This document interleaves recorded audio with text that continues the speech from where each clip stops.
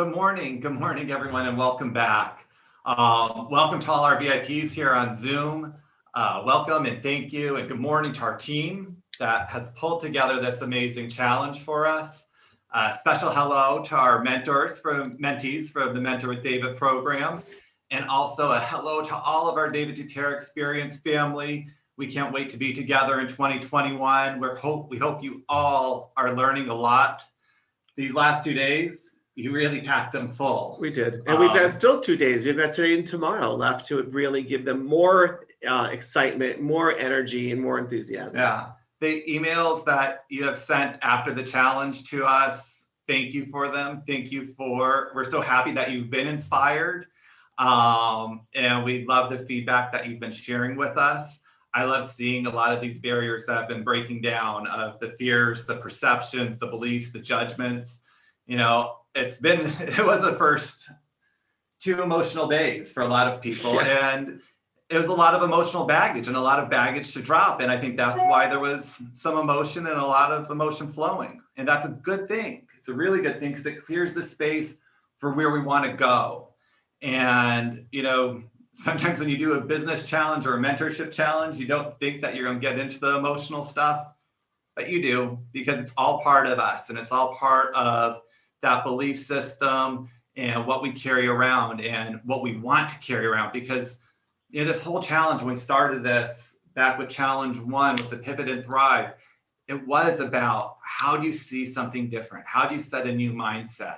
And then that led into this: create your dream life, create your dream business. And so in order to do that, you have to break through some barriers. And so I see that we see that you are, and we're so excited and happy for you. And we're going to continue to be here to support you. You have an amazing community of support, which is so beautiful to see everyone interacting, supporting each other, cheering each other on, holding that space for each other too, to let us know that's okay to be vulnerable. It's okay to show vulnerabilities.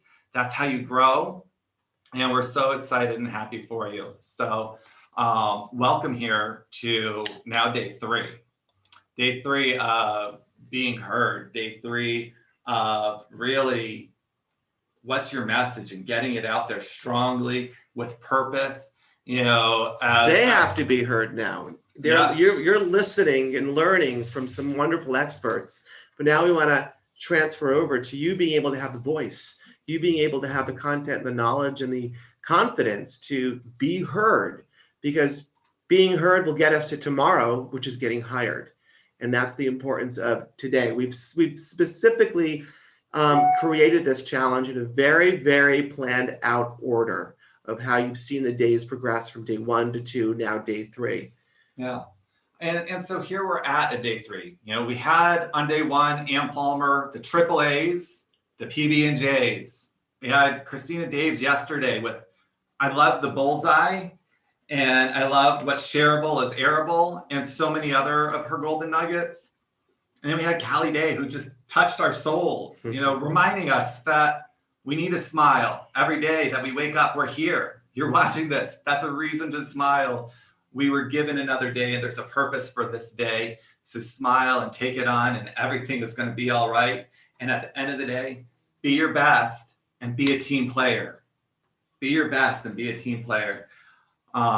You really have pulled together a great group, David, and I'm thankful for that. I know the group is thankful from all of the thanks and appreciation and all the comments that have been made.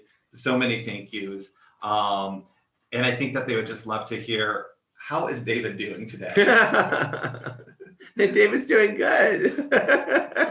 It's interesting in life. I find that, and thanks for setting me up for that question, Joey. I really appreciate it. Life shifts us, right? We are in a position differently today than we would have expected. I do know, for me personally, and I was very vulnerable yesterday and vulnerable with Ann the day before, more so with Ann, is that when somebody always asks me a question, at least, I always say I'm doing great. I'm doing great. But I've always led by honesty. So when someone asks how I'm doing right now, I might be saying I'm doing good. I'm doing okay.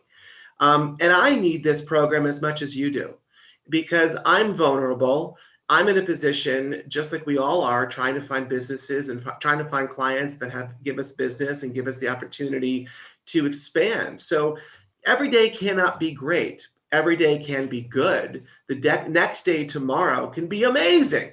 But the reality is that you have to be very aware of where you are at that moment. So you asked Joey, how am I doing today? I'm doing okay. I'm not going to say I'm doing great. How was I doing yesterday? I was doing great. I started good and I ended great only because of the people that brought that on us. I mean, we had two amazing people that elevated our emotion, our energy, our soul. And that's what's really important. You have to find a place to go from okay to good to great to amazing. And we cannot judge ourselves for being in any different variable of that description. So I'm here to be amazing for you because our goal is to make sure all of us, myself, Joey, Lee, the entire team behind the scenes, to allow you to grow, to allow you to today be heard. And we have got two wonderful, wonderful experts. I'm not going to introduce them yet, but we have got a great history with the both of them that I'm so proud and honored to have them part of our day. But yesterday was filled with the understanding, as Joey clearly shared with you, of how to be seen and how to make sure that you're relevant in the world of publicity. And only you can do that. Only you can choose to make that moment happen by making the right steps. And then we had our wonderful experience with Callie, who just uplifted us by the simplicity of a soul, a voice, an emotion, the sound of music. Think about this for a second. I always say, and this is a perfect example from yesterday, that when you are successfully lifting the energy of your guests at celebrations, it's because you've collectively made it all happen at one time. You've put them into an environment. Yesterday, we put you into a moment that shifted you so quickly. We saw people crying. We saw people smiling. We saw people just present. And that's what we do for a living. We did it for you on a Zoom call. We did it with you on Facebook Live. And think about it. You can do that when you create your special events for your clients. It's very possible. So as we move forward, we want to make sure that you always remember the details that every one of our experts have shared. Every single one of them have taken the time to make sure they're giving you content that is solid. And we're giving you the ability to learn. And that's what's most important. You know, after I left all of you yesterday after the VIP call, I went directly into an hour and a half course that I taught at a university for students that are graduating from school. And I was giving them the ability to step into the world of possibly special events or the world of logistics and timelines and, you know, going into a business that might be fundraising and not necessarily social events. And I had 18 students that when I looked at them on Zoom, I thought, I have 17 students who really could care less to be here.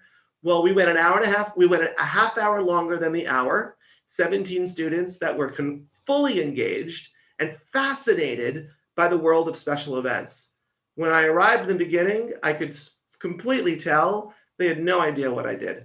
And now they have an idea of what they can do if they enter into a world that seems alluring, exciting, has energy, and has creativity. It was wonderful. It was a really great day. It was a really great day. And we'll get you, or you'll get yourself there from okay, possibly to a little better, because you know what? Today we have what we talked about, self-care on the schedule. That's right. At 1 o'clock. So that'll take care of you. Lee, how are you doing in Hawaii this morning?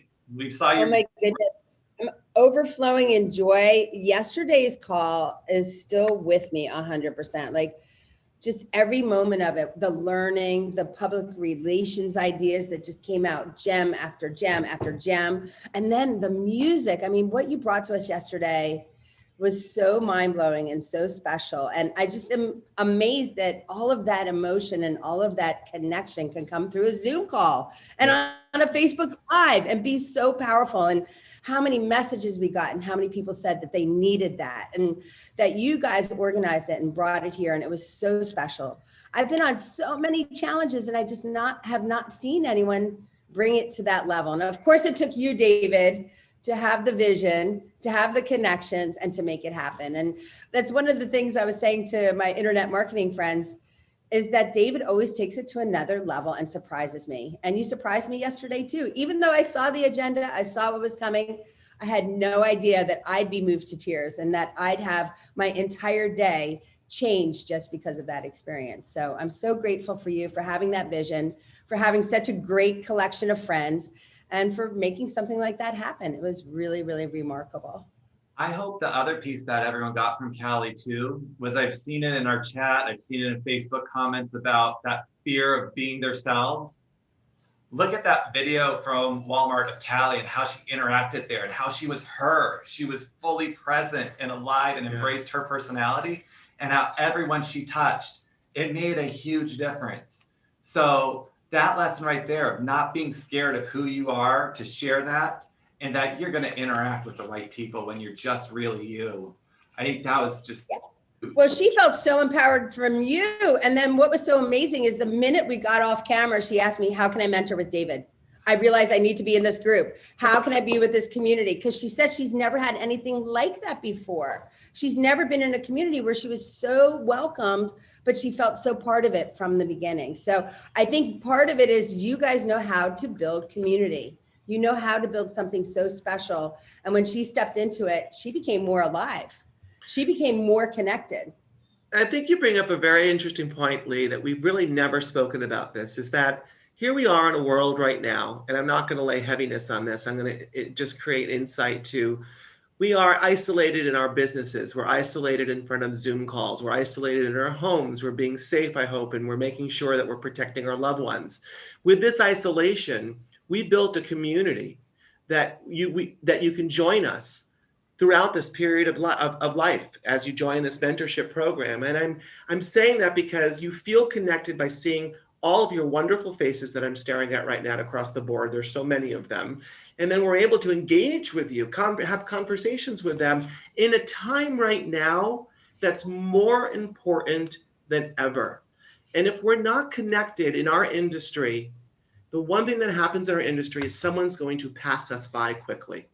There'll be someone that has a new idea, may not be as great as we are, but will go out there and find that client and make it happen. And I've always believed, and I'm sure Joanne will probably agree even more than I do, is that there's too many people often in the industry, and now too many that simply do not know what they're doing. And the reality is that we need to elevate ourselves as experts with the content and the knowledge and the strength and the confidence and positioning ourselves with PR. All the tools that we're giving you are all needed right now, more than ever before. And at some point, I believe it starts to weed out. People sort of drop by and drop and fall to the side when they can't stand up knowing they have all of the tools in the toolbox to produce what they're promising their clients. So this community, this opportunity couldn't have happened at a better time. And it wasn't intended for that reason, but it is now a perfect scenario for us to get out of our way. It's true, because connection does matter more than anything.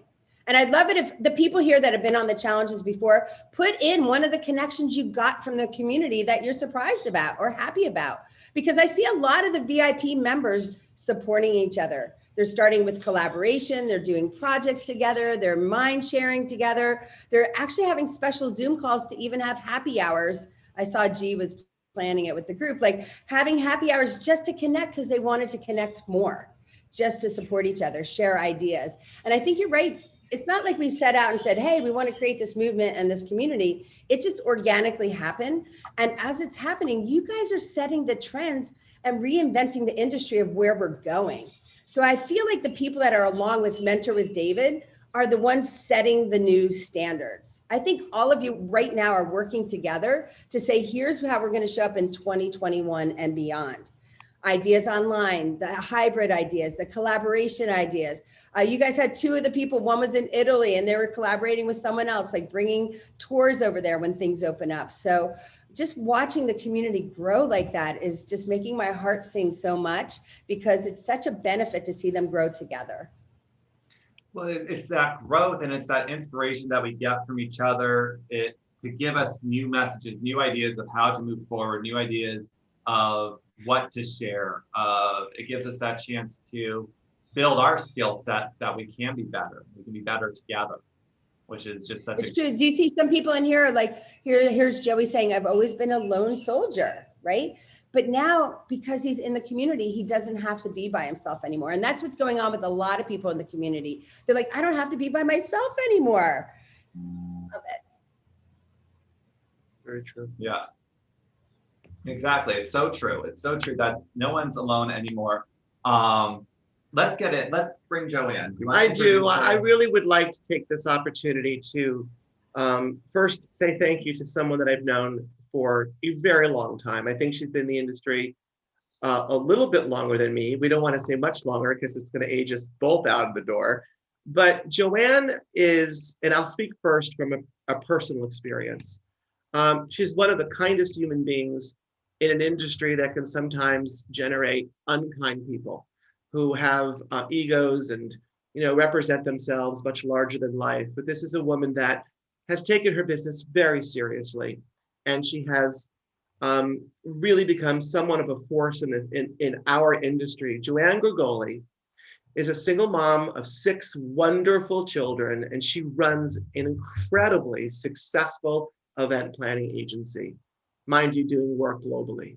Her career started in public relations and handling events in major pharmaceuticals, and that's a big undertaking at the time when that was a very big moment in the industry.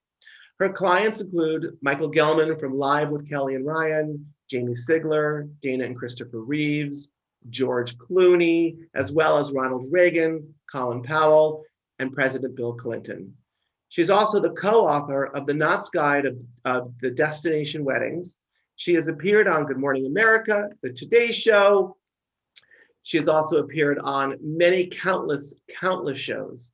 And it is my pleasure to have this expert voice and present to us in our industry how to be the best we can and lead with grace, with kindness, and with intel.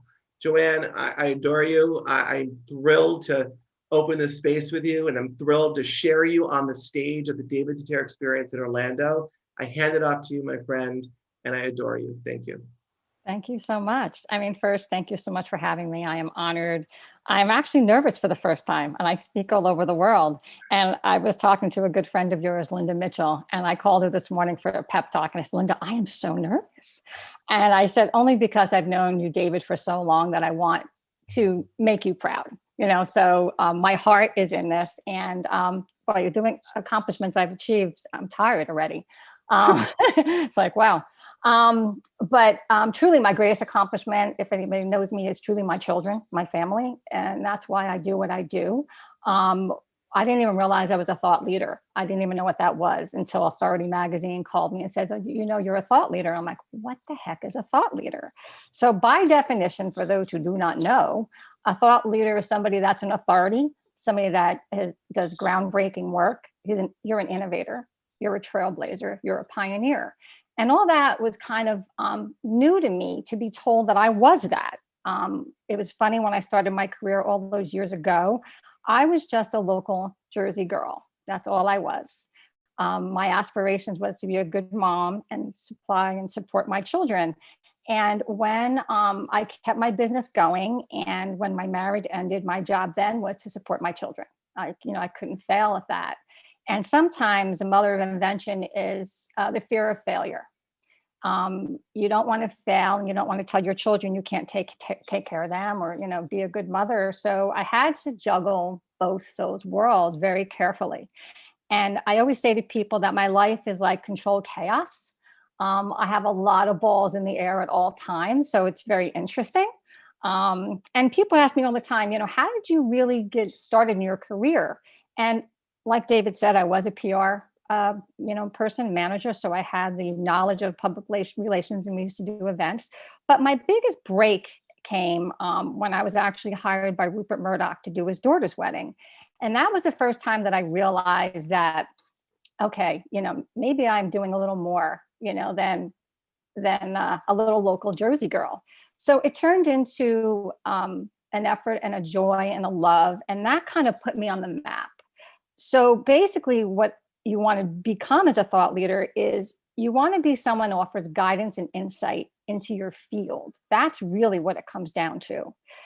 You want to possess a reputation for working with your peers and helping them out. And I think that's where my leadership qualities kind of came. But a thought leader versus an influencer are two different things. An influencer is someone who possesses the ability to have power over people's buying power. And a thought leader is really helping someone achieve their goals. That's what a thought leader is. So you have to become humble. You have to be passionate and caring. I think those are some of the things you must possess. And you have to be authentic. Being authentic is really, really important in this industry. David probably is one of the most authentic people I know. And I've met a lot of people in this industry, and there's very few people in this industry that are authentic. He is one that is truly authentic. What you see is what you get. So if you're going to be successful in your career, you must possess the ability to be authentic. The new generation can pick up a phony person instantly. They have an innate ability to really pick apart someone that is not telling the truth and is not authentic to your brand. So you must find your brand and be authentic to your true self. That is really important. How to be a thought leader. My one tip is start a blog. If you don't have a blog, start one. If you're not writing articles, begin to write articles. Your speaker yesterday, Christina, was very, very wonderful in some of the ideas she gave you, which I have executed my whole career. If you have a YouTube channel, go on YouTube and start pushing it out there. You've heard so many people get their career started by being found on YouTube. And start a podcast. You all have a lot to share and information to give. So our job is to get that information out there and help others. If you're kind of new in this whole field, then look for mentors. That is really important. I have some strategies that I use that I call the 5 I's. First, you must start with an original idea, right? You must be different. How do you set yourself apart from the rest of the people? For me, I found that my thing in life was travel. Now, yes, my mother was a travel agent, and be careful for what you don't wish for. I never, ever liked to travel. And my mother was always away, and I would never ever take over her business. I'm like, oh God, no, hell no, I'm not going to be a travel agent. I'm not going to travel the world. Well, fast forward 30 years later, I am traveling most of the time. I'm gone every month. I travel way more than I ever bargained for. And this is a woman who had a friggin' fear of airplanes. I was so fearful of flying that I literally had little bottles of vodka stored in my suitcase, and I would drink them as I got on the plane. So you have to get over your fear. That is huge. Sometimes we have to step out of our comfort zone to make an impact in your life. If that door is closed and you don't want to walk through it, you have to push yourself to do it. With me, I use vodka. That's how I got through it. But it brought me into a world where now my life, well, pre-pandemic, I was traveling all the time. Now my children are older, so it made my life a little easier. But back in the day, I would travel with my children in tow. I mean, there's one story where we were doing an event for Brides Magazine. It was a televised event, actually. And I had a little baby at the time. He was 1 month old. So the mother of invention, I never say no. That's another tip. Just say yes, you can do anything. Figure out a way to do it. So here I am at this property, which is a sandals property. Children are not allowed. And I'm like, oh my God, I have to do this event. And I have a baby. What am I going to do? So I had my mother stay at one property next door. I was at Sandals property. This is a true story. We would put the baby in a suitcase and put it over the fence at night and sneak the child into the property so I could nurse the child. And then we would sneak him back out. That's how crazy I was. So it was like, you just do what you have to do to get the job done. And yeah, it was an original idea and it worked. but I was so, and I am so passionate about what I do, that I do whatever it takes to get the job done, even if it means putting a child in a suitcase. Yes, he could breathe, and get him over the fence and get him out of the fence. But really, it was just a matter of, doing my job. They're also the idea of what you're doing. You need to find the I for important. Is it important to you? What does it mean to you? Make sure you find the relevance in life. More importantly, does it make an impact? How does your job impact people as a thought leader? Are you making a difference in people's lives? I found so much joy in event planning because I knew that I were a part of someone's one day to make a difference. And to this day, when I lose my joy, that's when I know that my career is over. But I am still so joyful when I see that bride walk down the aisle and I see the look of the groom. I still cry. It's crazy. It is crazy. And another part of a thought leader, improvement. How do you improve people's lives? Well, being event planners, we improve their lives all the time because we make their lives easier by the job that we're doing and how are we impacting them. And lastly, how do you inspire people to take action? What do you do to make people want to do what you're doing, or how do you inspire them? At the end of my thing, I'll talk about what I did during the pandemic to really make a difference and inspire people. But I do have some strategies that kind of help me in the event planning world about how to figure it out. First, figure out what are you an expert in. We're all an expert in something. Are you an expert in flowers? Are you an expert in travel? Find out what you're expert in, and network like your life depends on it. Try to go and mentor and work with people who are in that field. Try to make sure that you kind of, what birds of a feather flock together. So go with people that are doing the same thing that you're doing and have the same passion as you to make the difference.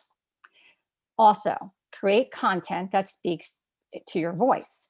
And kind of Christina said that if you're going to push out to any kind of media, you have to have a voice. And what content are you pushing out? Use your own personal voice. And again, be authentic. If you don't believe in your product, you don't believe in yourself, people can pick up on it. So you have to find that thing that, you are going to be genuine in everything that you do. If you're not a great writer, hire someone to write for you. So find people, though. You have to surround yourself with people too that are going to make you look better. That's really important. You can't be the all to everyone. That is something that I took a long time for me to learn that. And really focus instead on bringing value to the readers. I mean, don't keep talking about your self-promotion. They don't care about that. Talk about what you can do to improve people's lives. So that is kind of an area that's really important. Be consistent in your what you're putting out there. Be consistent in your wording, be consistent in your messaging. You have to kind of find that line to kind of take that path and don't deviate from it. So if you are someone that loves to travel and that's your thing, be consistent in that path and stay the course. We can't be great at everything. Just remember that. Also understand, like, how is video going to be used? If you're putting out video, how are you pushing it out there for terms of engagement? If you're doing a blog, if you're doing a YouTube channel, how is the engagement and how are you going to push it out there, and what are people going to learn from you? And really, really important, don't limit yourself. You think outside the box, be creative, but don't limit to where your world is. Kind of step outside, and that's that comfort zone where you step outside your comfort zone and find a way to move forward and be a little different than everybody else. That's probably the hardest part, I believe, is that people try to find a voice, and they don't really know what their voice is. So you really have to find your voice. There's a lot of chatter out there in this world of event planning, and there's a lot of people doing what you're doing. There's a lot of people. But where the rubber meets the road is, where are you going to make the biggest impact, and how are you going to survive this? Living through this pandemic, there are going to be people that are going to come out of this, and there are people that are not going to come out of this. There are people that in the industry that we know that are definitely living beyond their means or pushing their agenda beyond their means, and may not survive. Or the people that have kind of pulled back a little bit and became aware of everything around them, those are the people that are going to survive. But keep pushing forward. You will survive this if you have a positive attitude and you kind of know where your agenda is and where you're going. And really important, surround yourself with a good team. That is kind of critical. If you can't write, you hire writers, work with mentors, influencers. And again, that comes to the networking part of it, where your team is really important to you. And stay in touch with your team, especially now more than ever. There are many people that are furloughed, but that doesn't mean that you don't stay in touch with them. Encourage one another. This platform is a perfect way this could be your team, of people, your tribe, as we call it, that can kind of get us all through this time. We all need each other more now than ever before. This is not a area where you become the sole survivor. It is all about team. And I keep saying to my children, there's no I in teamwork. We are only as good as the people around us. You'd be surprised at how many people in this industry are there to help and support you, more than you would ever know, and more than even you would probably even think. But everyone is in the same boat. So if we're all rowing together, we can get to the other side a lot faster than if we're all individually in rowboats trying to find our way. So kind of utilize this community and this tribe to project you forward. That's super important. One thing too is, how do you remain a leader or remain relevant and without avoiding burnout or fatigue? It's really hard because we're 10 months into this. And fatigue is really starting to wear thin here for a lot of us. One thing you should do to avoid burnout is take time for yourself. I began online meditation classes, which I never did before, which I love. Yoga classes online, exercise classes online. I'm doing it all. Something I never did before, because I was always running around from meeting to meeting and, event to event and, country to country. Now I have time to make the time to stop, breathe. And if it means have a glass of wine, and that helps you, do whatever it helps. But take time for self-care, because your mindset is more important now than ever before. Exercising, eating well, super important. I know a lot of people talked about, the COVID-15. If you gain 15 pounds on COVID, now's the time to lose those 15 pounds. You can do it. If I can do it, you can do it, truly. And I have a thing in my house where it's my Zen place, where I go and I make time to just really meditate, pray, and just find my core values again. And ironically, what this pandemic has done, in a good way, it has forced us to stop and smell the roses. We never had time to do that before. Now we have time. I know a lot of us can't see family and friends and hug, but you know what? You can still have those calls. I just spent 3 weeks with my grandson, and that was the best 3 weeks of my life. I hadn't seen him in 9 months. And let me tell you, every second of every day, I just appreciated just hanging out with him and playing with him. And I never would have had that time. That time would not have been afforded to me because my schedule was so jam-packed. So sometimes I think God takes the time to make us stop. And I think that this situation in COVID is that time where we are forced to stop and really reflect and recharge. I think it's about recharging. We know it's going to come to an end. It can't last forever. We know that there's a vaccine around the corner. So there is a light at the end of this tunnel. So that's really, really important. And one thing that really this afforded me too, in a very strange way, during this time in the beginning, most of us, as March unfolded, we all kind of went into a panic mode. And I don't know about you, but I was under the covers. I didn't want to come out because all I was getting was phone calls at cancellations and movements and whatever. And I was just panicked. I had children to feed. I had bills to pay, and I had no income, zero. And it was like, how am I going to survive this? Well, with the help of my tribe, I came through it, but I quickly pivoted. So a little story, and David knows this story. My daughter worked in the front lines. She was a frontline hero. And my son was on the front lines. I was alerted early on that the children didn't have PPE. And as a concerned mom, I was like, okay, how can I find a way to help my children? So I took out my sewing machine and I started making masks for my children. I sent them to my children. Then I realized that the mask need was far greater. And what happened was the me inside me turned to a we. What can we do? I was no longer focused on myself and what was happening in my life and my career. I was focused on helping my children survive and live. As a mom, I didn't think it was fair for anyone to go into the front lines unequipped. So I reached out to local moms groups, Facebook, and within 24 hours, I had 25 sewers, people I never met in my life. Within 2 days, I had 250 sewers. To date, we have sewn 60,000 masks, still going strong. We have distributed, we just shipped out a huge shipment to the USS Nimitz, 1,000 masks. And basically what happened was I found a cause that was I'm going to cry, near and dear to my heart, that made a difference. And what I'm trying to say is, and ironically, this journey got the attention of Good Morning America, the Today Show, Live with Kelly. I was on every morning show. It was weird. And I'm like, what the heck? So what happened as a horrible thing that we were living turned into a wonderful, wonderful experience that I never, ever would have had. And now my focus is how can I help more people? How can I become more involved in the world of philanthropy? So not only do I love my weddings, but now I've pivoted completely and all I want to do is help more people, as many people as I can. So really what I'm trying to say is if you are sitting there and you don't know what to do and you're kind of stifled, you're like, I don't know, find a cause, find something to be part of and embrace it. Make a difference in someone else's life and you will feel so much better about yourself. You will not feel lonely anymore.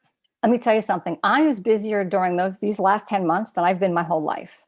And the funny part about it is all these, we're called, just so you know, we're called the Frontline Sewing Angels. And ironically, my son-in-law was a direct descendant of Rosie the Riveter. And his grandmother was the original Rosie the Riveter. So our logo is like Rosie the Riveter. But I now have 250 women strong. We're still going strong now because we have so many things to do. I'm 250 people strong, people I never met in my life that stepped up to the plate and have created this amazing, amazing fundraising organization that I would never have done this if this COVID didn't hit. And that's what I find so interesting. Sometimes the opportunity presents itself in a way that you never thought it would. And if you guys look beyond yourself and look out there, battered women's shelters, I became super involved with the battered women's shelters. And that was an area that I didn't realize because all these battered women were housed with their batterers for 10 months. They couldn't get out. And we got phone call after phone call. We need masks, we need supplies, we need this. And it has turned into a life mission for me to help these women and people in need that I never thought I would have done because it was never in my projection of my business plan. My business plan went out the window, guys. I don't know about yours, but when that COVID hit, my business plan was like, okay, there's no work, now what? And sometimes the darkest hour turns into your brightest star. And, you know, I can all say though, I was truly authentic to myself. All I was a caring mother trying to care for her children. And it turned into this passion project. And, you know, you just really have to find that if you can. And it may come in the most obscure manner or most obscure way, but you'll be able to find what you need, you know, as you travel along this road. But so that is one of the things that we have done to make a difference. That's amazing, Joanne. So, absolutely. It doesn't surprise me about you, but it is moving for all of us to know that out of bad comes greatness. and you are making a difference for people to be safe. And I'm so proud of you. And Joanne and I were talking about it as we were listening to you, and it's really, really beautiful. It's beautiful to use this time to step back, to pause, and to really, what are you passionate about, and how can you connect with that on such a bigger and deeper level? And you did that, and you did it so beautifully. And we watched your Good Morning America video. It's just, everything that you did there, and to get out, and 60,000 masks that your team has made.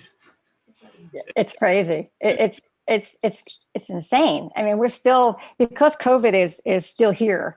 Our orders now are kind of flocking in as well. Can we show that video real quick? Your clip? We have it already up. Would you be open for that? Sure. Sure. I want to share your love. Let's take a look at this video. Joey, I just love how she just showed us pivot and thrive in action. Exactly. Here's the video. Mother's Day approaches. We're celebrating some marvelous moms, everything they can to help others. Get ready to meet one warrior mom. Rounded up her troops from all across the country, they got to work to support our frontline superheroes who wear masks instead of capes. Here's a look. I figured we had to do something. When New Jersey native Joanne Gregoli received a call from her daughter, Cassie, pleading for homemade masks for her team at the hospital, this mom got to work, and the frontline sewing angels were born. It was just one of those things as a mother, you just don't want to see anybody go into war unequipped. I reached out to a local moms group. Hey, listen, are there any people out there who know how to sew? A lot of people know how to sew. And I had about 25 people in 24 hours. Now, just 8 weeks later, over 150 volunteers have dusted off their sewing machines and created a virtual assembly line, shipping masks to frontline workers all around the country. I pick up the fabric. We have someone cutting fabric, and then we have people sewing. They give us all the supplies, and then we package them up and just drop them off like little angels. What started as one mom's mission to help her daughter turned into a movement that continues to grow every day.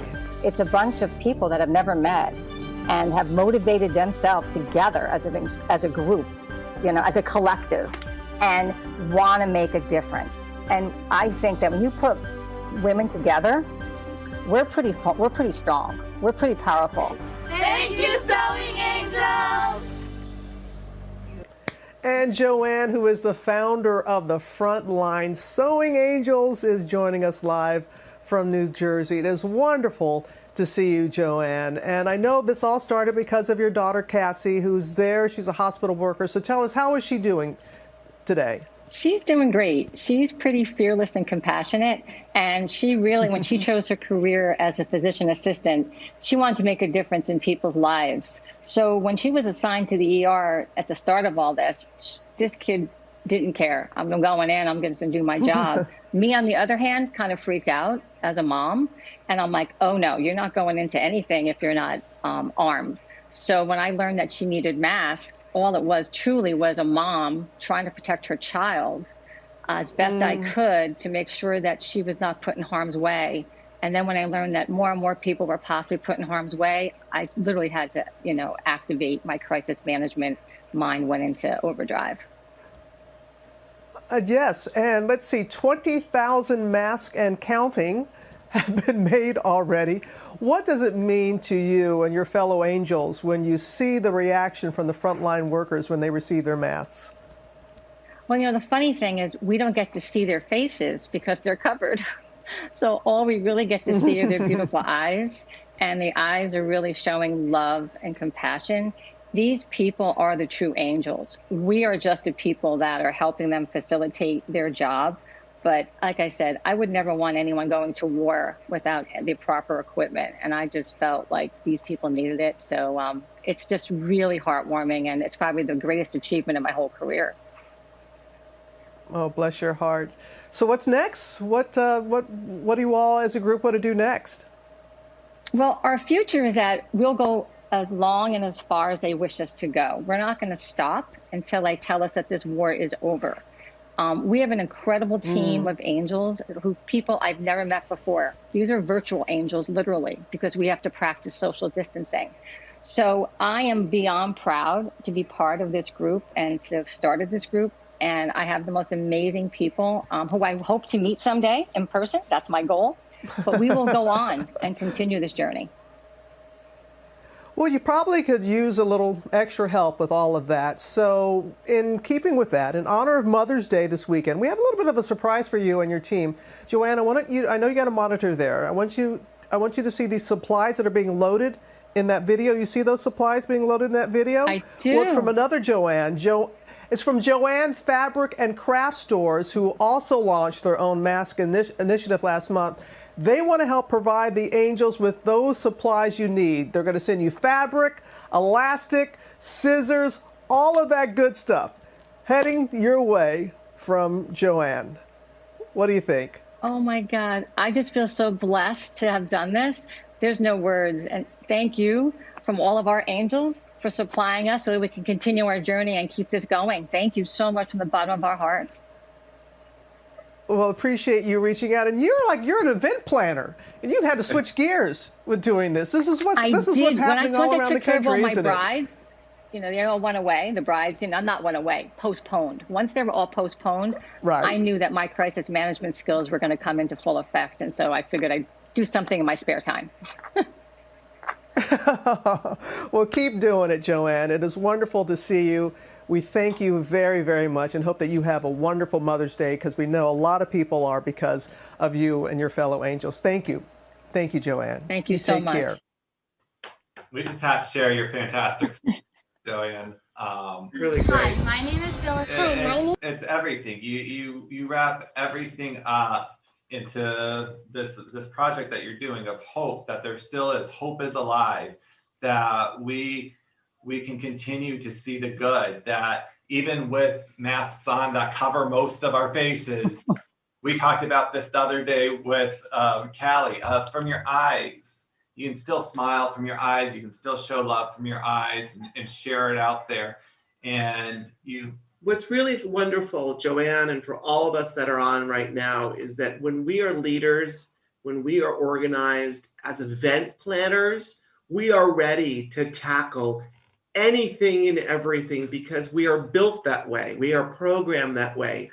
We understand the importance of organization, the importance of logistics. I mean, Joanne didn't just wake up one morning and go, I want to make masks. And she figured out that I'm going to make masks, and I now have all of the information and tools to put out a team of people over a course of time. Because listen, when we step out in our industry, and we arrive at a venue, if it's a 3-day installation, a week installation, a day installation, we have to be on our toes at all moments. We have to be prepared for every challenge, mistake, how to fix it, correct it, with no one knowing what's going on, because that's what we do. Mm-hmm. If we are really prepared planners in our industry, like Joanne, like myself, we can do things outside our industry to make a difference. And Joanne is a perfect walking example of how she has executed that brilliantly. Thank you. Oh, it's a labor of love, guys. And I really think that when you're passionate about anything in life, guys, you will be successful. And I teach that to my children constantly. Find your passion in life and you will be successful. And even with this passion project, yeah, it was bumps in the beginning. I'm like, okay, how are we going to figure this out logistically? Like, how do we drop off? What do we pick up? But we figured it out, and we streamlined our methodology now, where we've got it really worked out. But my skills as an event planner really came into full effect. There's no, like David said, you really don't realize how much your skill set can be used in different ways. That's the secret. Take your skill set. We all have skill sets. Find another way to use that skill set outside of your immediate world. I mean, who would have thought in a million years of I being like this mask expert? I mean, I had to learn about the product, the fabric, the this, the that. I was like, holy moly. But you know what? That's when I said you never say no. You learn as you go along. Sometimes you're forced into a situation where you may not have all the answers, but you'll find them. You will find them because there's also people along the way that will help you. Never turn down people's offers to assist, because somebody may have a better way to do things, a different way to do things. And that's my little Sewing Angels team. I had so many wonderful people that stepped up that I don't even know and really helped push this project along to where it is today. So it's been a blessing. Joanne, you have a very similar philosophy as I do. We work really hard at what we do to accomplish incredible experiences for people, right? But there is no possible way, Joanne, myself, or any of you that are part of this moment, that we can do all of it. And I have always shared from decades ago, I've always said, you surround yourself with people that are actually better than who you are and better at the talents that we have, because it makes us even better. And it allows us to do our job even stronger because you've got designated people. And I'm not saying they have to be part of a full-time employment of your team, but you know who to reach out to that can, like you said earlier, if you're not a good writer, find someone that can write. If you're not a good sketch artist, find someone that can sketch. If you don't know how to do a design board, find someone that might be able to show you and do it for you. And then it makes you a better professional to do a better job for your client. I always say we're only as good as the team behind us. Absolutely. I mean, I always say that. I mean, I give my vendors all credit. Now, David and I, we work professionally together. He was my designer. I was only as good as David was. And I trusted my team. I trusted David. So I knew that going into any event I did with David Tutera was going to be friggin' awesome. And it was, because you trusted your team players. So you must have people with you. They're not behind me. I say they're walking beside me, to be honest with you. They're not behind me, they're beside me because we're a team. So my team beside me, I trust every single one of them. And I have to, because like David said, it's only make you look better. And you can't underestimate the value of your team players, and ask opinions. Don't go into something either as someone that's a dictator. That is bad. You must go into it as someone that is an all-inclusive player, and make sure you ask their opinions, because you know what? I may be doing something and then, David would say, hey, we can do it this way. Sure. Better way. So there's always different viewpoints and different ways that you should try, because maybe your way is maybe not the best, but there's always people that can give you opinions. So you have to be open to make sure that you hear everyone's advice and ask for their advice. I do all the time. And that's what I did in this journey of this. I asked for people's help because yes, I could sew, but could I sew 60,000 masks? Oh, heck no. There's no way. I was tired after like 20. I'm like, but some of my angels, because you're still dropping off, it's shocking to me that, and a lot of these are older women, like grandmothers who are sewing. It's so cute. They're the cutest women on the planet, and they're loving every second of it. But you know what? We're now giving them purpose. Yeah. And that is so awesome. That is so awesome. Something I want to pick up on Joanne also that she just said is there's this ability to, as a leader in the industry, which all of you can be, all of you. I believe everyone can be a leader. You have to believe that you can be first, and then you have to step forward and figure out how to be a leader. But when you're on property and you're producing an event, or you're in a meeting with a vendor or several vendors and a client, something I do very similar to what Joanne said is that when you are collaborative, when you are asking for advice and opinions, which by the way is showcasing that you care of the voice of the person that you've hired to participate in the collaborative effort to create a wonderful experience, they then immediately become part of your orbit. They're not just a hired vendor. They're not just there to get the job done. They are now seeing that the leader, the person who has the reins, the producer, the planner, actually is asking for advice, actually is asking for guidance and wanting you to play in the sandbox with us. And you'd be very surprised how excited these vendors get, because they assume, and we do wear this hat as planners, we walk in somewhat of a dictator, somewhat of a control freak, and often not wanting to know anything other than what we believe is accurate and what's right. And by the way, it could be the youngest person on the team who just started a week ago that may have the best idea And if you listen super carefully to that one person and thank them and let them know that that idea is brilliant, you've elevated them and you've elevated your moment with your client. And that's what's really important, is to be. Well, it's also important that you get in the trenches. I always say to my team, I'm never going to ask you to do something I wouldn't do either. So you will see me sometimes on my hands and knees fixing a runner. You know what I mean? The secret and the way I would gauge assistants is if they came walking in with their friggin' Manolo Blahniks, they're not there to work. Don't you show me your Manolos and you have high heels when, as we all know as planners, you can't even walk the next day, right? Most of us know the day after an event, we are just about able to get out of bed, right? Because we are so tired. And the minute you see someone's shoes, that's how I gauge people. Like, oh no, not so much. Because you want to be able to get into those trenches like them. I mean, we're wearing sneakers, we're wearing our flats. And that is really important, that you have to be able to delegate, but also be there to execute with them if it's needed. I mean, let me tell you, there's many times I've jumped into those trenches and done what I had to do, because that's what you have to do. We do whatever it takes to get the job done, period. And I think that's why we have survived so long, because there are those planners that walk in with the clipboard. They stand there, they're in their Manolos, they're in their capes, and you're like, what the hell? Like, what, so I think, but also being humble. I think you show your team that their job is important as your job, and that it's not beneath you. It's not beneath you. I mean, there were times when I've, cleaned a bathroom because I had to, like, oh God, right? I mean, because I had to do it. Because number one, if, the client needs, I've steamed linens. Like one day I was in Bermuda, and this is a true story. And I knew the linens were important to my client, and they came out, they were completely wrinkled. And I'm like, oh Lord, what are we going to do? That morning, I literally had an iron board, no joke. And I'm in the ballroom ironing almost every linen. My client walked in, she goes to me, I am so impressed that you're doing this. I'm like, listen, don't tell my family I iron, because they think I don't know how to iron. So this is like down low. But I was actually ironing linens.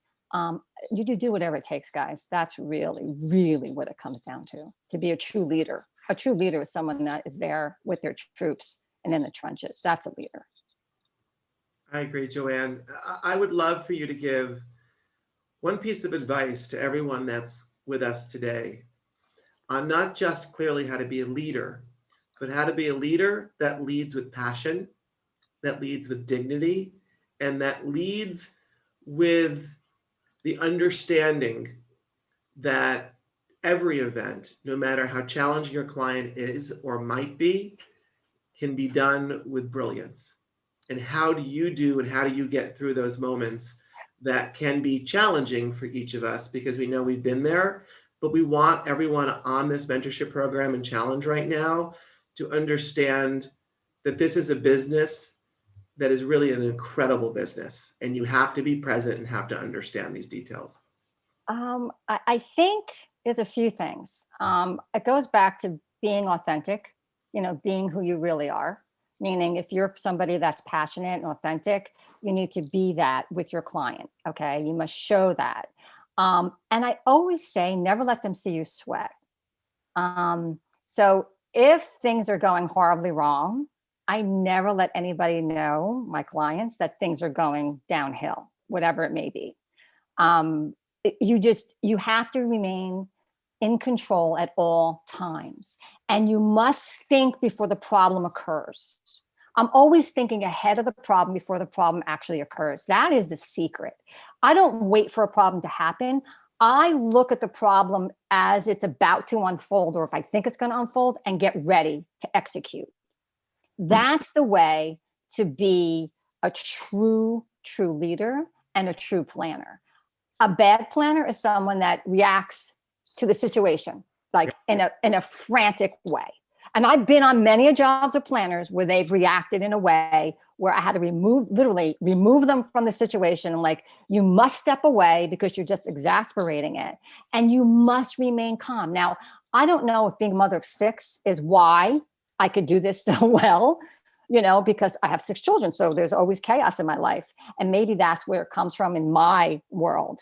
But I know that when I walk into a room, there is calm at all times. And I don't know if that's just a God-given gift. Someone has said that to me in the past, where you walk into somewhere that everyone leaves and they feel good. But if I could bring that presence of peace to a situation, that's how you're going to get through it.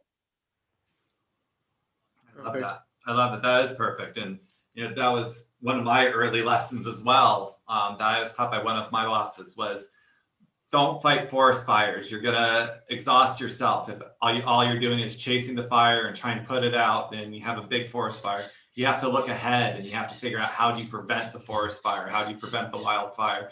So really think those 5 steps ahead and be there and be present and watch what you're doing. I think that it's so true. I just came off a wedding, it was during the pandemic. I was in South Carolina, and the bride wanted it outside ceremony, no matter what. And it was torrential rains. I'm talking 5 inches of water in a matter of like an hour. It was flooded. We were flooded. The venue was flooding. The roads are flooded. And this bride wanted this thing outside. And I'm just standing there like, okay, all right, don't panic. Meanwhile, I have wading boots on. I'm watching the river rise. I'm like, oh, but I just really just had to focus and be hyper focused and execute my ABC plan. Like A, okay, B, because A was out the window, B was out the window, and now you're up to C. Yeah. And my client kept calling me and they're like, are you okay? I'm like, I'm fine. Meanwhile, like, I'm watching things unfold. But let me tell you, it was the most amazing wedding. They were the happiest people because they never knew what the hell we were going through, right? They didn't know what was happening internally. That is another thing. I only tell people situations, if it's life or death. Okay, if it's life or death. And I had a situation once where it was life or death, where my groom's father drowned in a pool, right? And I get a phone call. I'm in Jamaica, and they get up to Villa 16. The father's at the bottom of the pool. I'm like, oh my gosh, now this is something I can't fix. He lived to tell the story. But at that moment, as I'm hearing this play out, I'm like, okay, where's the groom? Where's the bride? Where are they? They're here, there. I'm like, okay, ran up there. We got him revived. I'm like, okay, all right, we're okay. Let's get the situation under control before I start to press the alarm buttons, right? Because there's a point where you have to let people know what's happening. But I don't ever really press that panic button often. I really, really don't, unless it has to be pressed. And it's only in dire situation will I press that panic button. But even then, I still remain calm, meaning I knew the dad was going to live, and I knew he was under control. So I had all my ducks in order to tell my groom before he panicked that his father, had drowned. Yeah. So the thing is, use your judgment on what you tell your clients at times. We all know this. I mean, I've had caterers break a leg in the middle of an event and literally bandaged up his leg with duct tape and didn't tell me. Right. I'm like, oh my God, even they're protecting me. So the team as a whole does protect itself too, ironically. So you really just kind of have to all kind of be in the same, orbit, like you said, and you're all there to protect each other. So the event, comes out effortlessly, because they think it comes out effortlessly, but behind the scenes, we know sometimes it doesn't. Shit happens. I say it all the time. Shit happens. It does. It does. It does. And every time we do an event, we're always stepping into a new scenario. Joanne, I must, from the bottom of my heart, thank you for being part of today. It means a lot to us, to me, to everyone that is understanding that this is someone, who has been in the industry for a very long time, still successful, still relevant, and still passionate. Yes. Yeah. And leads with a soul and with passion and with the excitement, which I think is always so important. And we're all so worried, everyone, that we don't know all the things we need to know. This is why we're here together, to learn, because you do have to have as much intel and education in an industry such as this, because there's so many moving pieces. Well, knowledge is power, guys. I tell my children that. Knowledge is power. Very true. Yeah. And being open to that, being open, just as you said, that we don't know everything. We don't, and we can't think that way. We have to rely on a team. We have to rely on that team that's standing shoulder and shoulder with us. No one's better than the other. And together we step forward. Together we step forward and we create the best event we can. We be great together. So it's really a wonderful thing. again, as David said, thank you, Joanne. Thank you for sharing with our community today. Thank you for sharing with our challenge group. A lot of love coming to you from Zoom and from Facebook. And that you see that, really a super session that you shared with us. We appreciate it. And we'll see you at the David Tuter Experience in Orlando, Florida in March on the educator stage live. Thank you. Thank you guys so much. It was great seeing you, David. I love you. Joey, thank you so much. Thank you, everyone. Thank Pleasure. You. Wow. That was a really great session. Yeah, it was really great.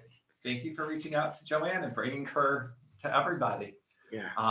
It was really wonderful. Our next speaker. But can I interrupt you for a second? Sure. This is the topic that comes up that I know nothing about. So I have to pay close attention because when it gets to this topic, my mind shuts down.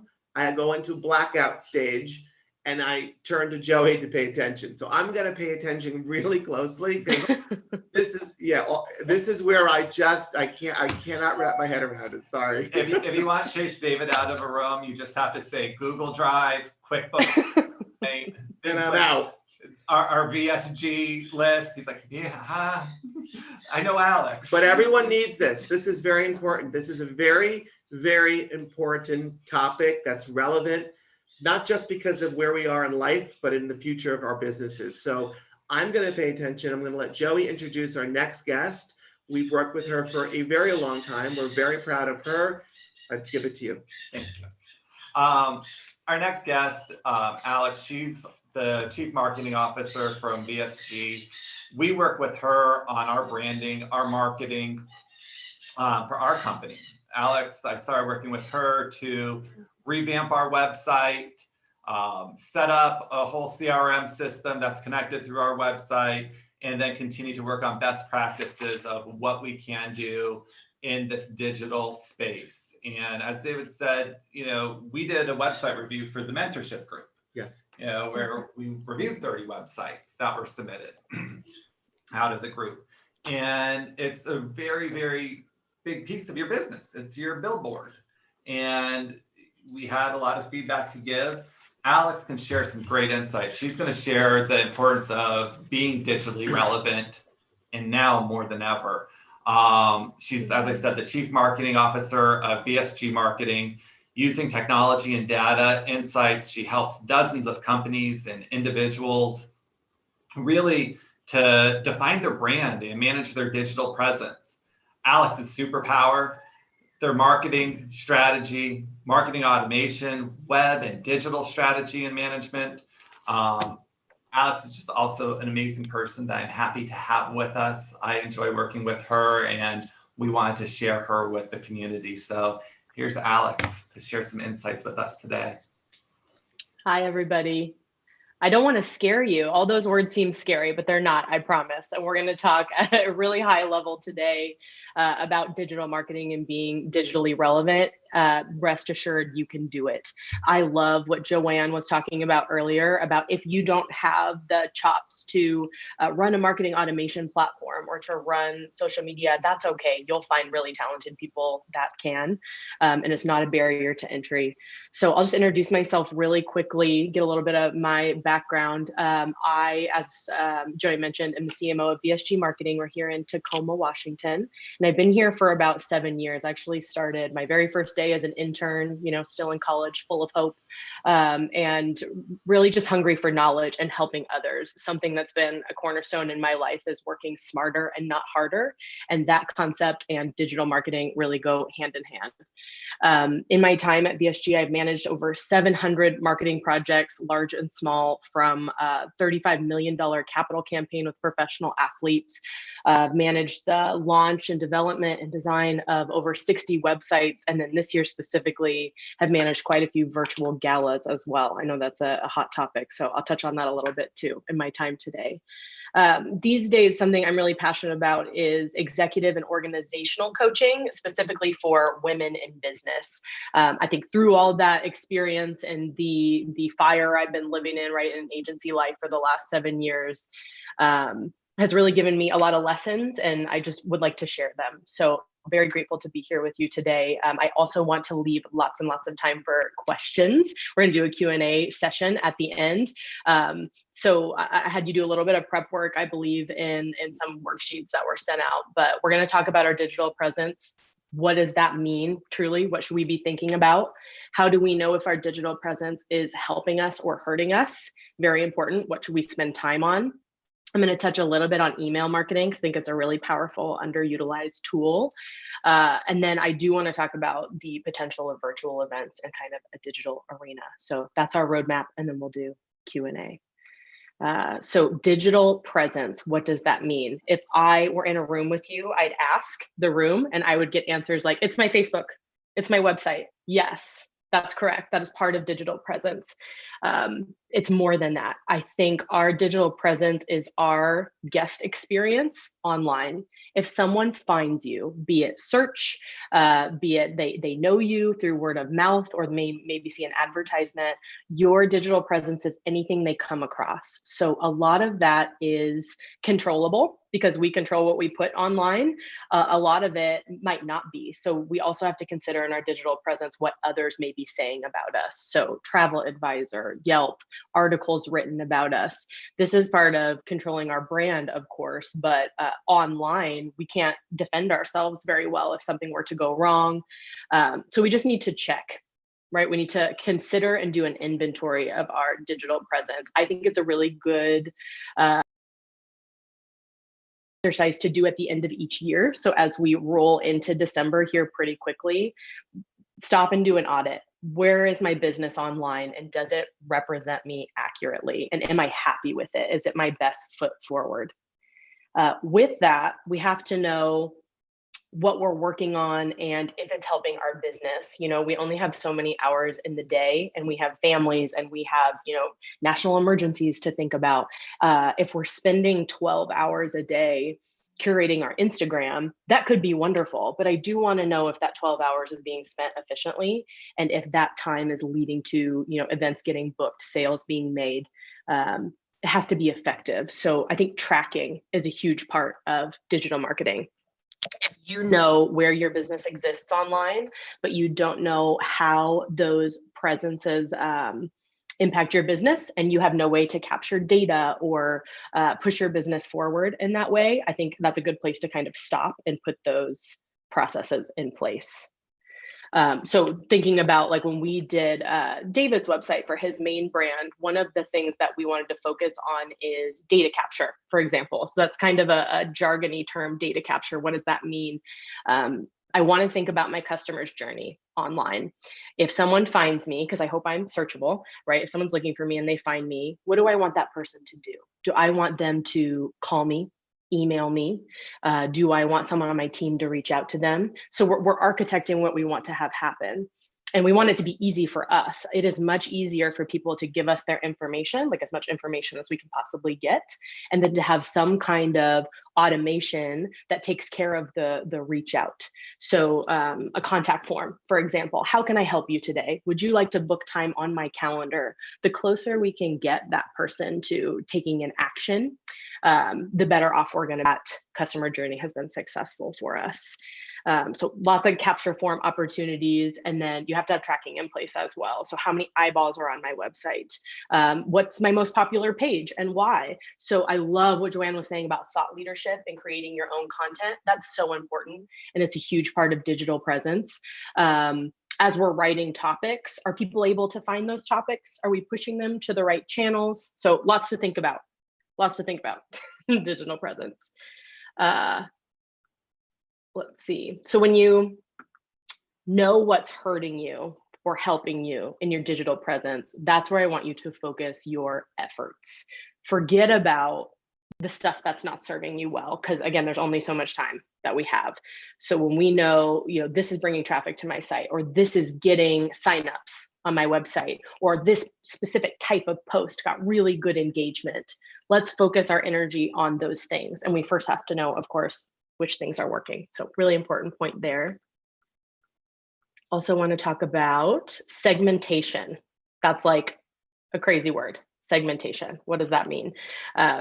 from a marketing perspective, and we're going to do this online, but we're going to do it in our brand and in all of our marketing efforts, really. Our goal is to send the right message to the right person at exactly the right time. And when we do that, an action happens, and that's sales, baby. That's marketing. We want them to take that action. So in order to send the right message to the right person, we have to know what those two things are. So I would say, if you take nothing else from our time together today, look at your database, look at the emails that you have available to you, or the phone numbers, or get out your Rolodex. Who is in my audience? I have to start to understand who those people are. And as I look through that database, what I will start to find is trends and patterns about those people. As they group together, I can tell that, this type of client typically makes this type of purchasing decision, and I know that they like to be communicated with every month. You start to build a personality around them. Right. So that's a persona. When you think about your marketing efforts, the more specific you can get and build personalities about different groups in your database, it's really easy to figure out what they would want to hear from you, or what message you can send to them, and the timing to do that. So when we build personas for people and we group them together, that's all segmentation is. We are defining a group of people, so whether that be email or text, we know what they want from us, and we are communicating with them very often. Something that is a philosophy here at VSG, and we say often, is there's really only one strategy in marketing in general that you will never lose on, and that is marketing to your best customers first, the people who know and love you, their best customers second, so the people that know and love them, that trust is built, and then the rest of the world last. So that helps us in the way that we spend our efforts in marketing. Your people that love you are always going to be the easiest close. They are people you can count on, that trust is already there. Let's make sure that we're communicating with them throughout the year. Even if we're not working with them, or we don't know if they're going to have a need for us again, you've got to keep them in that customer journey communication loop. So that's where I'd encourage you to start. Those people are your best advocates. So we're creating ripples here. And of course, the way we're communicating with them is digitally, especially right now. And I think like what you're saying, Alex, too, is like one of the important things, if people are building their website or have a website up, is how are you capturing those people coming to your website? And if you're not capturing them, you're missing them, because you're not able to do this communication that you're speaking about. You're not able to create this now experience and next level of digital relationship and outreach. Because absolutely. Somebody went to your website once, as they're Google searching event planners or the event industry. Well, they're coming to your website, they're coming to your somebody else's website, somebody else's. They're stopping on all these pages. Yeah. And yes, if you have a beautiful page, they might remember it for a split second, but they might be looking at 10 different pages that day. So how long is that little impact really truly going to make? So whereas if you're capturing their email, so you can start next leveling this. Lee and I and David and our whole team, one of the things that we really like talking about with our group is, what's your next level? What are you going to do that you aren't doing today? And one of these is, what are you doing with the emails that you're capturing? Even the business that you're capturing back, if you're getting to do that in-person event, when you do it again, how do you reconnect? Yeah, absolutely. And that rest of the world is a good place to start. So I see here in the chat, someone says, what if I don't have best customers yet? Excellent. You're skipping 1 and 2, and you're going to the rest of the world first to get those best customers. So when we talk about the rest of the world, that's where we have to be searchable. That's where we have to focus on SEO, and we have to create content. We have to put something up like a billboard for the world to be able to find us and our services. And that's where all those other lessons that we've been talking about throughout the challenge, about being unique, knowing your value proposition, knowing your niche, that kind of stuff, online on this billboard we're talking about metaphorically, is where those things live. So your brand should be communicated online, and it can be beautiful. Everyone, I think, in the event planning industry has some sort of creativity as well as strength and organization, and those skills go really well together in a digital environment. So you want a very pretty presence, or you want something that communicates your brand well, but also just has to work for you. So I think if you're always working towards action, here's who I am, say yes to me today. We have to give people a mechanism to say yes. And that's what we're doing digitally. So as far as organizing, when you do capture all that information, so maybe you have a big database, or you're going to work on it. After this call, you're going to go work on accumulating your Rolodex of information. What do I do with it? And how do I send messages out? That is a huge question. And the short answer is there's a lot of different ways to do it. I want to assure everybody that it doesn't have to be complicated. It can be. I think it's kind of a spectrum. So like the CRM system that we use for you guys is very complex. You can set up automations for it, and you could have like a whole team work on it all day. You can start really simple. You can text people. You can use Facebook Messenger. You can use MailChimp, right? There's free plans there. So I would just encourage everybody to get a handle on their data first and really look and figure out who's in my database and what is valuable to them. I only want to send valuable content, and just start there and see what traction that you get. In the meantime, think about all those places where your business lives. Are you giving people a chance to say, yes, I want to work with you? Is it really easy to call you? Is it really easy to find your email? So just start, it's a funnel. That's what we're talking about. So in marketing language, this is a sales funnel that we're creating, or a conversion funnel. And people are kind of aware of us up top. We need to capture them and then move them down to the bottom of the funnel, which is a decision, which says, yes, I'm ready, I'm going to commit.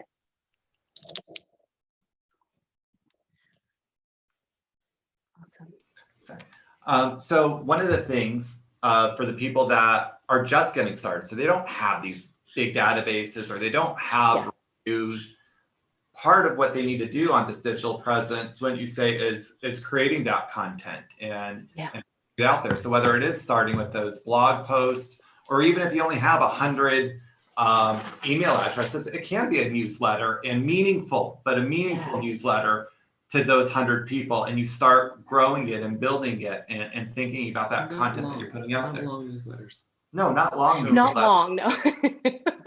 As long as it's valuable, it's okay. Yeah, so something of value could be very short. And I think that's where social media comes in. I love 2 Tera tips. I think that's very positive. That is a short snippet of information that a segment of your audience finds really helpful. And we should keep doing that. We will know if it's helpful by the engagement that we get, because it's tracked. Alex, can you pull up the tile boards that you designed? Yeah, totally. Well, I'll pull up your website. I think they're on here. How we branded the inspirational quotes for our business. So this is something that BSG did, and they're able to pull this up. We use it for social media, but we also use it on the website. Yeah, so I don't even know if we mentioned that when I met David and Joey in 2018, one of their pain points was my website, my web presence isn't communicating all of the wonderful stuff my brand does, right? And so we wanted to make that vision become a reality for sure. And then we wanted to implement those plans. How are we capturing data? Are we getting people relevant information? Where's your quotes? You got a big website, sir. We've been working on this for a long time. So here's some tiles. David, is full of these wonderful one-liners that people find so powerful and impactful. How can we apply his brand to it and get it to people really quickly? Well, let's put a design template on it. It doesn't have to be complicated at all. And then let's make sure those are getting to our audience on a regular basis. And we track all of that. So I can tell you if this quote performs more than this quote, and I should be able to, so I can create more content based on that data that I'm collecting. And again, that data collection, it sounds scary. You don't have to have a big old fancy platform. Your Facebook, Instagram, website, that stuff natively exists within those platforms. You can totally track and do pretty well with just free resources. Thank you. Of course. Of course. Okay. I have just a quick, I want to touch on the potential I have seen for virtual events. And I just want to encourage everybody on the call. VSG has a lot of large nonprofit clients that depend on fundraising events to survive every single year. And this year, we can't have events. What are we going to do? How am I going to save people's jobs? I know we've all felt that fear in the last year. So we have really just rolled up our sleeves and said, what's the best way to put on a virtual experience that's still really powerful and brings people together? And so I've done 12 of them so far this year, and it's November. And I will say that there is not a single one out of the 12 that has not raised more money than every in-person event ever before. I think there's a couple of reasons for that. Their audience grew. It's no longer just the people you can fit in a room. It is global. You can truly throw an experience for such a larger audience than was ever possible, which I think is wonderful. I think it's convenient for people to be at home. I would say a trend I would almost guarantee in the coming years is a hybrid model. You're going to have in-person events eventually when we can, but now there's a group, we've had a taste. I want to stay home. I want to participate. I want to give. I want an experience, but I want to leave my house. I want to like chill with my dogs on the couch, you know, with a glass of wine and still be a part of it. And I think in this environment, although it is stressful and we have to figure out how to do it, there's nowhere to go but up. I think it is just going to multiply all opportunities exponentially. Biggest challenges with virtual events is, of course, technology and making sure it's really smooth. Again, if you don't want to do that yourself, don't do it. I think you're going to start to see more and more people being capable and specializing in this area, and it's going to be easier to find technicians that are going to support you. And then go ahead, David. You bring up a really valid point, which I had not thought of. We did a virtual fundraiser this year that I've done, I think I told you about, I've done for 22 years, if not more. And this particular virtual, we had a company produce it. And, you know, we're not going to be event planners and take on technology. I'm not even going to attempt it. We're going to hire experts that could do it. Yes. And we raised $1.6 million with a virtual event. Yeah. And for 2 previous years, we did it for 1,200 guests and got less money. So we received more with everyone staying home, and it cost us less. So what we did, though, for event planners is to give them some tangible experience. We had our company that produces the champagne and the wines. Everyone got a bottle shipped to their house. Yes. Yeah. And 300 largest donors that were local to Washington, D.C., Virginia, the catering company delivered food to their home. And then we got, because it was the event was hosted for the ambassador of the Netherlands, and the design was supposed to be all tulips. So I worked with a company that drop shipped bundles of the color of tulips we would have had at the event to everyone's homes. So still had that tangible connection with touch and feel, but the virtual aspect of it, amazing performers. We had legit people that recorded songs, and it became to me, I enjoyed sitting here watching that 2-hour movie. So there's I think, so the hybrid point that you brought up, I think is interesting. This one shouldn't go away. It shouldn't, no. It goes away. I think this is a business for the industry to expand and make bigger. Yeah, absolutely. You can still create an experience. It's that much more of an opportunity to be creative in our industry for more people. So as we were talking about this at the office here, I only see opportunity. I just wanted to make sure I mentioned that on the call today. While we figured this out and we go through this transition period, I think your well of potential customers is larger than it ever would have been in, you know, a pre-COVID universe. Absolutely. And there's no reason why there's no reason why everyone listening right now can't execute that for their social events. Yeah. Listen, you invite me to a wedding, I'm not responding yes. I don't want to go to someone's wedding because I do weddings for a living. There's a lot of people that don't want to go to events because they just don't want to spend 6 hours of their weekend. Yeah. But if you give them a virtual version of a live event that's going on that you could have attended, you can pop in when you choose to watch the wedding happening. Yeah, I'm in, and I'll buy you a bigger gift. Just let me do it from home. Absolutely. We've talked about that here a lot. Yeah, reduces cost as well. Like you can spend a little bit more on making that a special experience in homes, and I don't have to have a venue. I don't have to have. It's so much easier for people to say yes. So all this kind of goes together. And if you want to make that a core part of your business, start talking about that online right now. You can get in early and say, I got virtual events figured out, and I'm going to make it a really special experience for you. Let's start telling that story in our digital presence and our social media, on our websites. We have to let people know that we have services in order for them to say, yes, I want you to do that for me. That's a huge part of it. That's where it all begins. And that's true anywhere. I was watching the session yesterday on PR pitching. It's the same concept. You're doing a pitch. This is just online. We're just using different tools, but all of the messaging is consistent and the same. Absolutely. When you think about platforms, Alex, for virtual events, everyone Zoom. We're on Zoom here, VIPs. But what else? What else is out there as good platforms and tools? Yeah, if we're meeting in a big group like this, Zoom is the front runner. It's not a perfect system, but it certainly works the best that I've found. I'm seeing lots of, I'm trying to track these questions here, guys. I hope I get to them all in our time. A lot of questions about auction software. So if it's a fundraising specific event, or if there's a raise your paddle component, it doesn't even need to be monetary. I could see a paddle raise for like who's engaged, almost like a raise hand on Zoom. There are a ton of really great platforms that have existed for a while, and this is their moment. And so you can actually do it all from your phone. So you could have a live broadcast going on YouTube, on Facebook, on Zoom itself with a live MC, and then people are able to actually interact and have like a virtual experience on their mobile phone at the same time. And so it's like a website within a live cast.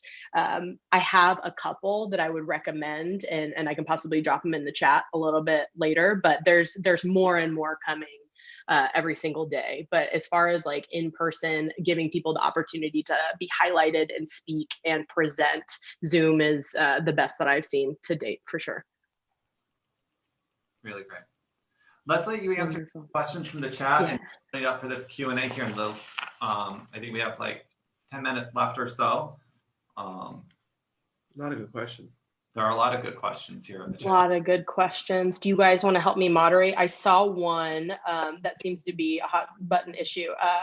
Website platforms, which one is best? So Wix, Squarespace, WordPress, build it from scratch. I think there's pros and cons to all of them. We at VSG typically build on WordPress because it allows us to build custom solutions. It does the most with our expert developers, but I can still hand it back to a client, and it's relatively user-friendly and it's supported. So I can find a plugin for pretty much anything and make it work for me if I have the technical chops. There's nothing wrong with Wix at all. It's just less customizable. Same thing with Squarespace. If you're a small team and you need to get a web presence up there, go with a builder like Squarespace or Wix. Absolutely. Don't struggle through that HTML and CSS. Use a template, drag and drop. Make sure you're happy with it and make sure you're capturing data. And then when you have the budget to do a big custom website, hire a good developer and do that. I have some resources that I want you guys all to have. I can't remember if it's on my splash page, but it's certainly on that worksheet. We have some blogs that we've written at VSG about all these kinds of topics. You can go and get more information. How much should a website cost? Who should I look for in a vendor that I trust? How do I track all this data? What are some tools and what should I be looking for? That's a really good expanded deep dive into all that information that we wouldn't be able to get through in 45 minutes, but I encourage everyone to go there. I'm going to ask you the question that everyone's not going to ask. How much should a website cost? What a great question. So glad you asked. It depends on who's doing your website. I can tell you as an entry point here at VSG, if you have a professional developer, they should not be able, if you say, hey, I need a website, they shouldn't be able to spit a cost back at you. That's a red flag because they don't know what you need on your website. So the first conversation should always be, well, what do you want your website to accomplish? What does it need to do? What functionality does it have? How do we make this an ideal scenario for you that's going to work for your business? And then they should give you a custom quote. If they say, how many pages? 7? Okay, yeah, 10 grand. That would make me a little bit nervous. So same, if you're picking any kind of vendor, there should be a conversation and they should be caring about your needs. as like a reference point, we are like pretty fair market value here in Tacoma, and our entry point to do what's called a brochure website, where it's is what it sounds like. It's a marketing piece. There's not a lot of custom functionality in it. It starts at about $12,000. I know freelancers who do that for around $5,000. So it's a lot of flexibility. Just hit the number one question though, your very first piece of ding, ding, ding, ding, ding. What do you want your website? Yes. And it's Right. setting that clear expectation. It's the thing that we need to do with our clients. What do you want to walk away from your event feeling? Well, what do you want your website to accomplish? What do you want it to do? What is your goal from it? Is it just the billboard, or is it your lead generating machine? Or both. Or both. Or both. And I think everyone over the course of our challenges has always said, what's the most important thing that I need to accomplish to elevate my business or get eyes on my business? And, you know, there's a lot of things that float around, and I'm not asking anyone to spend oogles amount of money, but I do think a solid, clear, very usable website to me is the first thing you invest in, because that's what gets people invested, interested, understands what the business is, what you do, and showcases your talent.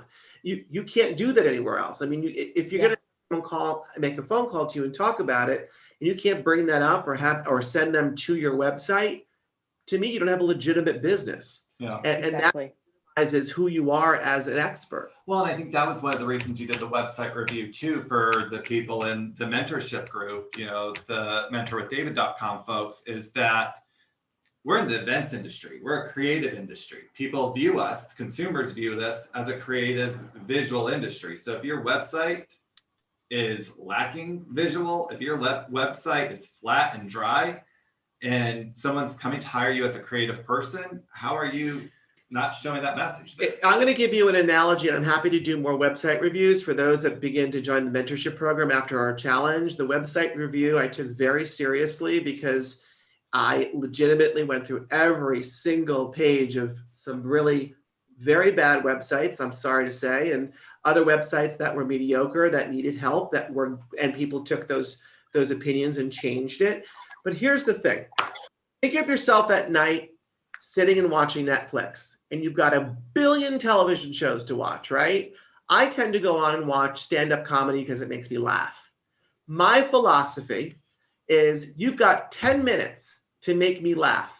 If after 10 minutes I think you're terrible, I'm out. I'm not going to watch the rest of the 60-minute stand-up comedy. In a website, you've got 1 minute to capture my attention. If I find your website confusing, lackluster, and really unclear, I'm out. So you have to think of it like a billboard, a television show. Exactly what it is. Attention span today is minuscule, and you have to throw it at them like a big box open and fireworks went off. That's what I want your websites to be. Yeah. Excellent. I'm leaving my my email in this chat here for anyone who's here today. Would love to do a digital consultation if you have more questions. Digital marketing is a huge topic. Like, we didn't even talk about paid advertising and platforms. There's so much that you can do. So if you have specific questions, I would like to make myself available to you. Just reach out to me, and happy to help. Wonderful. Thank you, Alex. Yeah. You know, just as we asked Joanne, as we wrap up our time with you today, what's the one or two biggest takeaways that to see people go forward with today from? I think you have to know who your best customers are, or at least where to find them. If you do nothing else, who are you marketing to? That's first. Otherwise, we can't do marketing. Who are those people who are going to see my billboard that I create? And then when we really think about who that audience is, what are the messages I need to be sending them? And something I want you guys to be really careful about is it's not the message that you want. You are not your target audience. You are the business owner. So it's hard, but I think separate yourself and what you want from your digital presence a little bit, and think about what your audience needs from you. And then you will be miles ahead of lots of folks. Thank you. Thank you, Alex, for spending this time with us, for sharing your perspective, your insights and knowledge. Thank you for your generous offer here to the VIP group. Yeah, thank you. And sharing your contact with them. I hope you guys in the VIP group here take advantage of Alex and take some time with her and see what she can help us next leveling. And Alex will also be live with us on the stage as one of the educators at the David Tuter Experience in Orlando, Florida in March. So with our educators at the David Tuter Experience, they're not just on stage for an hour. They spend days with us, both in the educational space and in the evening events. And you have that time one-on-one to ask them questions and get a chance to pick at their brains. So we welcome those that want to join the experience as well. It truly has changed our lives. Many of you, I see your faces, have been there. It has changed many people's lives in both their personal experiences and their professional. Alex, we can't wait to see you on the stage in Orlando in March at the David Tuter Experience. Thank you for being with us. Such a pleasure. Thank you guys. Thanks everybody. Thank you. Lee, what else are we excited about? We're excited about the David Tuter mentorship program, aren't we? Oh, there we go. Oh my goodness, that was incredibly informative and such great examples. I love all the questions that came through the chat too. Like people were asking about SEO and really clever things. So we'll deep dive in that. What I love is that people are really in their passion. Like you see when Alex is talking about her job and what she's doing and her initiatives, she gets so passionate and excited about it. So what you did was you hired the right person who's sharing their passion and genius on behalf of your brand. So I love that you have her in your corner and you shared that genius with all of us. It's very inspiring. Thank you. I love it. So Lee, do you want to talk about what's next? Let's see, what's next? You mean with our Mentor with David program or our VIP, or what would you like to talk about, Joey? We have our special offers today that we want to share for this challenge group number 4 to come in to the Mentor with David program. So basically where we are right now is mentorwithdavid.com. We had already filled our founders group. We've worked with them for months and now we've opened the doors again. We have opened it up for people to join mentorwithdavid.com right now, to come in to Mentor with David, to be part of the mission of moving the industry forward together as a community. And Joey, why don't you talk about some of the things that you've gotten from the last months that we've been doing this, and also what the team has been telling you, and also the participants.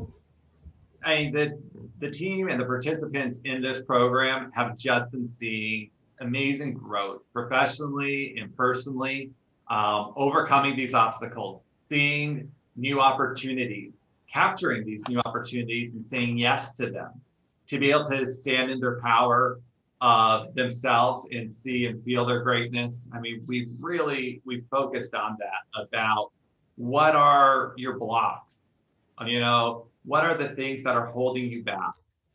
What are the ways that you can move forward? What has been frustrating you about your business and where do you want to go? And we've been hitting those head on. And there's comments coming up even on Zoom right now that's been life-changing, that go for it. This has been the best opportunity. They're glad that they've said yes. I know that when we closed after the last challenge, we brought the wait list up. We had all those emails, Lee, where I was like, can't we just open it up? And you said, no, we have to maintain our word. We said there's a wait list. So these people can't come in now. And so we couldn't let people in. And we did it because we honored what we said. We honored that this was our first cohort group to really push through with and pour into, and we have. And we're seeing this amazing just growth, where you're seeing that people have experienced their best month of business, where people are upcharging what they had charged in the past. We're seeing and more confident about it. The beauty is what happened in the group is that they learn here as a group, let's come up with some standards that make sense. Where can we add extra value? Where can we add extra ideas, more access? Where can we mentor? And I think what happened was every single time that we said yes to something, we all grew together. Exactly. And yeah, we had our ambassadors come in, and Melissa came in, and Francesca, and they shared their stories of how they're growing. And it was so inspiring. It continues to be so inspiring. And as Brenda hit on it, it's transformational. That's my coaching background, is transformational coaching. So I love that you feel that, Brenda, that this has been transformational. And I'm so. We've watched her transform in front of us. She's an absolute pro in the industry with so many years of experience, but she came in open. She came in coachable. She came in learning, sharing, vulnerable, all those things that are a wish for all of us to come and grow together. She showed up 100%. And she could teach a lot of these classes. We were mentioning that yesterday. She's so brilliant, yet she came in as a student. She came in learning, and she came in completely open to connecting with the community and sharing and even mentoring. She's mentored some of the people as well. Exactly. So David has, for this challenge group number 4, a couple special offers that if you sign up for the mentorship program, this is what our extra couple gifts that we'd like to give to you today. But can I share with them what we've done for the mentorship program in the past? So it's really been gratifying for everyone and exciting for us and for me. We talked a little bit about the website reviews. I'd like to continue to do the website reviews for all mentorship mentees, and I'd like to see more of them. I want you to feel comfortable enough to send me wherever you are, whether you have one that's old or new or in the process. That's the whole reason why you're part of the mentorship program when you join. There is also the ability to go to askdavid.com, and you can ask questions to me any day of the week. We respond to them very quickly, one question at a time. I'm happy to answer all of them. And that's really important because I get really into the meat and potatoes of your concerns and wonders about what you could do better and how you can elevate yourself in the industry. We have multiple case studies that have gone up. We have 6 case studies in the mentorship program. As a mentee, you have the ability to go onto the case study and see the actual, any videos, photos, challenges that I had with these events, and I talk about them. We do those every 2 weeks on Wednesdays, correct? Yeah. Every second Wednesday, we do mentorship training. And then once a month also, we have the Q&A session with everybody. All on Zoom. And we have people from across the country and around the world that join us on this Zoom call. It's so awesome. And if you can't make it, by the way, it's all uploaded. So if you're missing a moment at that specific time, you can go on and watch these videos over and over at your leisure and be able to learn from it. And we're here. God, I wish I could say this all the time. I wish I had this for myself. How many times have I said that? If I did a shot of whiskey every time I said that, I would be able to do this. It's so true, though. I mean, this is why you created it, because this was the missing piece for you. This would have saved you so much time, so much effort, so much energy, so much money, so many sleepless nights if you had someone mentoring you and shortening that learning curve and just making it so that it was easier for you to step into your genius and you didn't have to do it by yourself. Absolutely. Yeah. And I mean, for the people that joined the mentorship group, the other bonus is that resource page, because all of our past challenges, the recordings of those are on there. All the past mentorship call recordings are on there. Now we're adding in, from this challenge, we're adding in Ann slides and a speaker, an amazing speaker like Ann that usually does not share slides. She shared our slides, but she said was very specific only to the mentorship group. So they're in there. And not to share them with anyone else. Correct. Please keep them confidential. It's her private IP that she's sharing with David because she trusts David. So he gets to share it with you. Keep it in the group, please. So here's the special bonus. David wants to do Zoom dates, speed dating with David, 15-minute sessions for the first 24 people that sign up out of this group today. We'll get the speed 15-minute Zoom dates with David on December 7th and 8th to talk about their business, talk about where they're at, and do a quick catch-up. But be prepared. Be prepared with what you want to talk about in those 15 minutes. Correct. So we can get through everything. Correct. And then, also think about your positioning. I mean, everyone who's out there, think about the positioning of your company. Right now, you get to say, when I was mentoring directly with David Totera on your event, on my business, on our growth, when you get that one-on-one spotlight with someone like that, after you get to use it over and over and over as your personal story. That's what's been so valuable to so many people in this group, especially in the VIP group and in the mentorship. Over and over, they let me know that it adds confidence, it adds credibility, it adds so much to when they're going to their client and letting them know what they're doing right now. While they're mentoring with David, they're able to add more ideas. They're able to add his credibility. They're able to add so much more value by not doing it by themselves. And we've already seen that add value. People have raised their prices and actually gotten it with ease just because they leveled up to mentor with David. So I think this is an incredible opportunity. The first 24 people that sign up, the reason we had to limit it to 24 is because if it's 15-minute blocks, it takes hours for David to do that. But the beauty is every one of you gets to learn from every hot seat, not just yours. Yes. You get to be in the room and you get to see David one-on-one coach other people about their websites, about their business, about upcoming events. Because your spotlight is 15 minutes. You get to do what you want. And just like David said, come prepared with high-level questions. You don't ask the entry-level questions. You figure that out. Google will be your friend on that. But come with some high-level questions where David can really pour into you. And then you get to use that over and over and over as your story, as your inspiration, and as your customized experience. Yes. And then we want to do one more thing.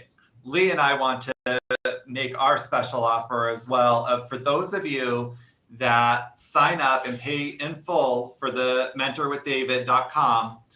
We're going to extend our 90-day coaching program out to you. It's our kickstart, get started. We'll catch you up. We'll get you in the mindset. It's a $497 value. We did it for our last challenge group that joined to catch them up. It was powerful. It was amazing and exciting. We did it the hour after the Mentor with David call. You go on for another hour with just Lee and I in this exclusive smaller group where we push you to a whole nother level and catch you up. So, this is a special offer for those of you that pay in full. You'll get this program, the $497 value at no additional cost with us. Absolutely. And that is us mentoring, but also supporting you. I mean, we went back to the basics I am statements the other night in our group, and we were all moved together on how we could actually go forward together just by being clear with our I am statements. I am worthy. I am brave. I am ready. I am energized. We got to share that and we all got energized together. And I think part of it is really just going to the basics and having support and knowing you're not on it by yourself. You are in this community together. And that's what this is all about. It's about really understanding I am worthy. I can do anything I want. My dreams live within me. As we learned from Ann on Monday, you create what your perceptions are. You create what your beliefs are. You create what your judgments are. When you create those, make sure that they're serving you to move you forward. Any of those perceptions, those beliefs, those judgments that are holding you back, learn to release those. Release those now. And that's, the big piece of having a community, having this community here. It energizes me every time we do a challenge, every time David and I do the mentorship calls twice a month. I love that Wednesday. And I know that our group loves that Wednesday too, because we come together. We come together in community, and in between it, we're still in community in our Facebook group and pushing each other forward.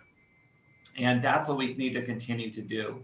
We need to continue. I just think it's amazing that you and David are available to us like this. I mean, what a gift. In every industry, if you were to look at leaders in the industry, the influencers, the ones who've been on TV more than 200 times, most of them will not take the time and help inspire the whole industry. But here we are as event planners saying, wait, you know what? We're at home. We have some time. Let's inspire each other. but that David actually said yes to this. I mean, he's right. He wishes he had this when he was starting out in his career and on his trends where he is right now. A lot of it he did by himself, and a lot of luck had to come into play, and a lot of risk. And what he's done is he's shortened that risk for us. He's made it so we can stand on his shoulders. He's made it so we can learn from his mistakes and his successes. And then Joey in the room, I mean, come on, the two of them together couldn't be better. You know, one of what I always want to make sure is that you feel comfortable enough to always be present and ask the questions. And, you know, Joanne was the reason why I brought her on today, was because she's very similar to me. She's very transparent, she's very humble, and she's very knowledgeable. And we want our mistakes to be your strengths when you learn from what we've done that might have been, could have been done differently. You know, tomorrow, I don't want to give you away who's going to be joining us, but tomorrow we're going to close with our last day of our challenge with someone that's going to be joining us live from Nigeria, Africa. And she is an amazing person that I shared the stage with in Nigeria when I was there speaking in the event industry for Africa. And I'm thrilled that she'll be closing us out. And just to give you a little insight, her responsibility for all of us, including myself and Joey, is to finish this challenge out, is to get hired. That's her job. That's what she does. That's the professional that she is. She gets people hired. Yeah. I love it. And what I love is through this challenge, we've seen some of our people not only get hired, but get hired at higher rates that paid for their entire mentorship. One deal, one account. All they had to do was close one account and they paid for the entire mentorwithdavid.com. And I think that's the smart way of looking at it. This is an investment in you and your business, and your clients want to help you be better. So you incorporate that into your pricing structure so it's part of your education. On a regular basis, you want to invest in your education, and then you keep growing with your business. But your team will also see you investing in your education, and they get to learn with you. And think about the team members you're going to attract, because you get to say you're mentoring with David directly. It's a value add, not only for your clients, not only for you, but for your team as well. They get this value along with you. That's just it, Lee. It's that we share insights, we share knowledge. You take it in, and then you go out and you share it. We give you tools for your toolbox. You go out, you use them, you share your tools with others, and you grow, and you continue to help others grow too. This whole movement, this whole community that we've created here through mentorwithdavid.com has been about creating this inclusive community where everybody is welcome, where we are looking to up-level each other. We are looking that this is about how do you grow? How do you take the mission of this Facebook group of creating your dream business, and now how do you make that reality and really just go and run with it and know that you're supportive? You know, I see she just got a call, an email back to set up a phone call with Christine Davies from yesterday, which is awesome. You know, and I see that people are taking advantage of and special offer in the mentorship group now too. It's that next level, continue that 10% improvement each and every single day. This is a stepping stone and a great way to do that. And it inspires all of us, and we thank everybody that joins us in it. So thank you. I can't wait to see the lucky ones who get the hot seats with David, because the last time when David actually opened it up and looked at the websites and looked at the people's products and looked at their branding, he was able to make such great improvements for people, and they were able to do it immediately and see change. Oh, welcome, Christina. I loved her happy dance there. Do you see her box, Royale? She's doing her happy dance. She's joining us. Oh, congratulations. So she's doing her happy dance. So thank you all for joining us on Facebook today. We're going to go into the 30 minutes with David on Zoom for our VIPs here and go a little bit deeper. We look forward to seeing you tomorrow. Come back. It's Saturday, I know, but it's Saturday with an amazing, amazing speaker. The topic, get hired. So be here to close out the challenge with us. rewatch the challenge recordings, take out your golden nuggets, share them, connect back into the units, get into that Facebook group and go into where it says units up at the top. That's where the handouts are from each speaker and their worksheets. Do them and resubmit them through the Google link that Tori has set up in the group. Because I look at them every morning before we come on and I'm inspired by them and so thankful. So thank you all. I want to do a quick shout out for Beasley. Beasley, hi. I want to say hi. You're writing the forward. I wrote the forward. Oh, perfect. It's already done. I want to congratulate her on her new book, and I wrote a forward for her book. So I want to say hi, and I'm thrilled to see you sitting there. And I send my love to you, okay? I've known you for years, and it's a joy to see your face right now. What a great community. Well, thank you, everyone. David and Joey, thank you. We are so honored. We're so happy. Every day you've brought us incredible speakers, great information. I have pages and pages of notes here, and I just love the ideas you're sharing. And we're getting so many comments here that it's really life-changing for people. So thank you, everyone. David, you want to take us out? Oh, yes. I'm looking forward to our Zoom call. Our VIP session right now. Hey, everyone. Have a beautiful day. Everyone. See you tomorrow.